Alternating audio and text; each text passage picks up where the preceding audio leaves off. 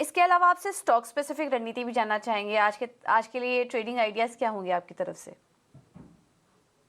तो mix view रहेगा हमारा। तो जिस तरह से हम निफ्टी बैंक और निफ्टी में हम शॉर्ट सेल रिकमेंड कर रहे हैं, तो हमारा जो फ्रंट लाइनर स्टॉक्स है उसमें हमारा व्यू थोड़ा नेगेटिव है। एक्सिस बैंक की मैं बात करूं तो हमारा पहला कॉल रहेगा एक्सिस बैंक में। हमारा शॉर्ट रिकमेंडेशन है, रीजन बीइंग डेली चार्ट के ऊपर डबल बॉटम पैटर्न बना हुआ है। साथ ही साथ मल्टीपल सपोर्ट जो थे 960 के, वो उसने ब्रेक डाउन कर दिया है। मोमेंटम इंडिकेटर भी अब नेगेटिव जोन में जा रहा है विद नेगेटिव डाइवर्जेंस। तो एक्सिस बैंक हमारा शॉर्ट सेल कैंडिडेट रहेगा। 950 955 के बीच में आप शॉर्ट सेल करके जा सकते हो। एक आध दिन में 925 तक के टारगेट हम एक्सपेक्ट कर रहे हैं and 966 as a stop loss हम एक्सिस बैंक में मेंटेन करेंगे।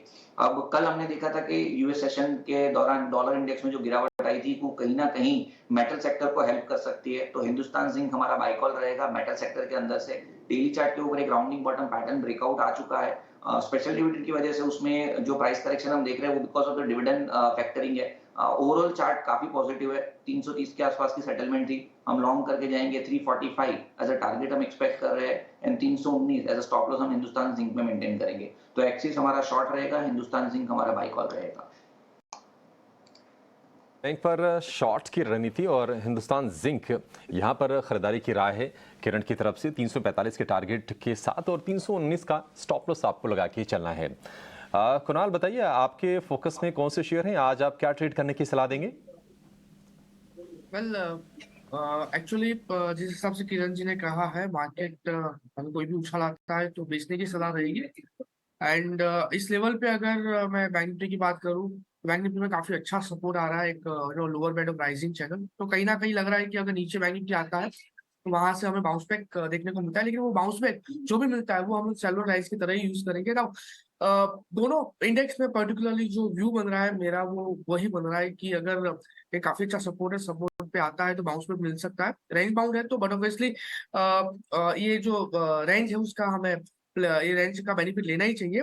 सो मेरे हिसाब से अभी दो स्टॉक है जो लग रहा है कि ब्रेकआउट भी हमें देखने को मिला है एंड आने वाले दिनों में एक अच्छी खासी मोमेंटम हमें स्टॉक में दिखा सकता है। सबसे पहला मैरिको है।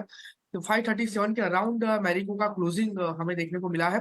एंड जिस हिसाब से स्टॉक एक अच्छे खासे सपोर्ट के साथ ट्रेड कर रहा है, मैं कहूंगा कि बाय करना चाहिए 511 रुपये 55 पैसे के एसएल के साथ। 511.55 टारगेट जो रहेगा वो टारगेट रहेगा 560। 560 का पहला टारगेट है। जैसे 560 ब्रेक होगा, ओके, ऊपर में काफी लंबी उछाल हमें देखने को मिल सकती है up to the level of 575। तो 575 का दूसरा टारगेट भी हमें मैरिको में देखने को मिल सकता है। तो पहला मैरिको है 511.55 के एसएल के साथ बाय करेंगे। दूसरा जो स्टॉक है वो है एसआरएफ। एसआरएफ में अगर मैं बात करूं तो एक अच्छा खासा वॉल्यूम के साथ ब्रेकआउट हमें देखने को मिला है, पर्टिकुलरली अर्ली चार्ट में। प्लस एक काफी अच्छा स्ट्रॉन्ग सपोर्ट 2155 2160 के लेवल पे। क्योंकि अगर मैं प्रिसाइसली बात करूं तो 28 फेब को भी सेम लेवल का एक सपोर्ट लेने के बाद स्टॉक ने हमें वन वे रैली दिखाई थी ऊपर में 2640 तक की। तो सेम एक रेप्लिकेट मोमेंटम हम एक्सपेक्ट कर सकते हैं। तो एसआरएफ यहाँ से बाय करके चलने की सलाह बनेगी। टारगेट की बात करें तो ऊपर में एसआरएफ में जो टारगेट आएगा वो 2310 का है। 2310 से लेके 2355 के दो टारगेट हमें देखने को मिल सकते हैं। और एसएल की बात करें तो 2160 का एसएल हमें यहाँ पे मेंटेन करके चलना है।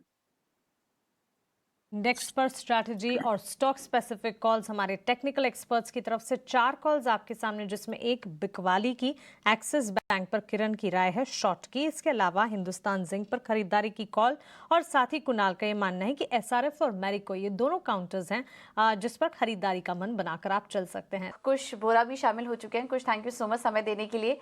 इंडाइसिस पर अपनी राय दीजिए और इसके अलावा स्टॉक स्पेसिफिक आइडियाज क्या होंगे आज? Very good morning to you. आप सभी को, सारे दर्शकों को भी वेरी गुड मॉर्निंग। वेल, थोड़े म्यूटेड परफॉर्मेंस देख रहे हैं हम इंडिसेस में। निफ्टी में भी थोड़ा सा हम कंसोलिडेशन देख रहे हैं। बैंक निफ्टी एक माइल्ड डाउनटर्न में है, बट मेरे हिसाब से यहाँ पे चिंता का विषय नहीं है। ये मेरे लिए अभी भी buy on dips kind of market है।